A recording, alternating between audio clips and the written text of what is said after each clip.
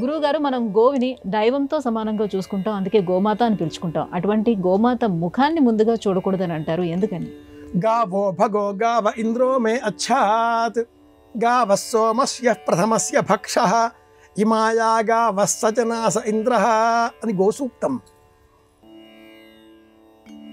గోవు అనగానే తెలియకుండా ఏదో ఒక ఆనందం మనలోంచి బయటకు వస్తుంది.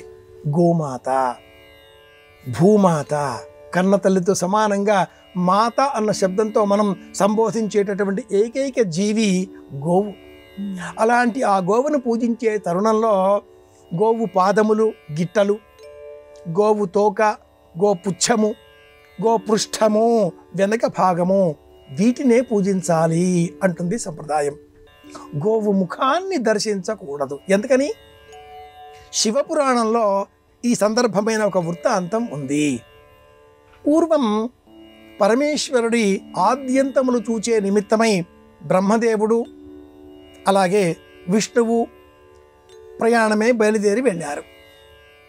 శివుడి యొక్క అగ్రమును చివరి భాగమును చూచే నిమిత్తమే బయలుదేరి ప్రయాణం చేసిన ఆ బ్రహ్మదేవునకు అగ్రం కనిపించలేదు. కానీ మధ్య మార్గంలో గోమాత, మొగలి పువ్వు ఈ రెండు కనిపించాయి.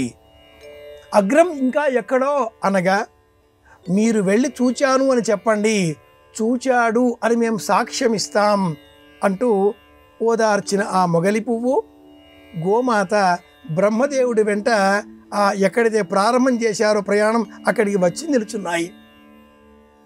ప్రారంభను చూచే నిమిత్తమై వెళ్ళిన ఆ విష్ణువు చూడలేక తిరిగి వచ్చి, నేను ఆది చూడలేకపోయాను అంటూ ఒప్పేసుకొనగా, బ్రహ్మదేవుడు నేను అగ్రమును చూచాను అని చెప్పగా, చూచాడు చూచాడు అంటూ వత్తాసు పలికిన ఈ గోమాతకు అలాగే మొగలి పువ్వుకు పూజార్హత లేకుండా పోయింది.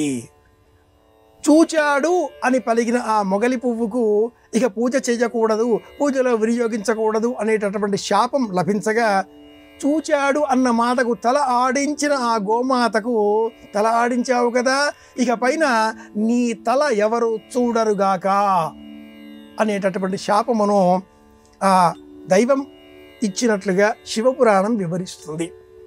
ఈ కథ ఎందుకు ఇలా మనకు చెప్పారు? గోమాత యొక్క కనురెప్పలు చాలా బలహీనంగా ఉంటాయి. కనుగురుడ్లు చాలా విశాలంగా పెద్దవిగా ఉంటాయి. గోమాతకు కలర్ బ్లైండ్నెస్ ఉంటుంది, నలుపు తెలిపే కనిపిస్తాయి వాటికి.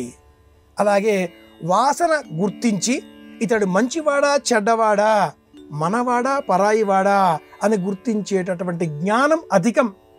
ఇతర ఏ జంతువుకు లేని ప్రత్యేకతలు ఈ రెండు గోమాతకు ఉన్న కారణం చేత కొమ్ములు కూడా ఉంటాయి కనుక గోవు ముఖాన్ని స్పృశించే నిమిత్తమై, దర్శించే నిమిత్తమై ముందుకు వెళితే గోవు కొమ్ము విసరుతుంది.